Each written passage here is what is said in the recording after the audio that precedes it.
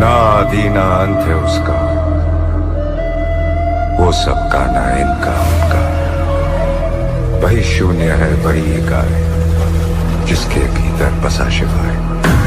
नगेंद्रहाराय त्रिलोचनाय भस्मारंगाय महेश्वराय नित्याश्रुत्याय दिगं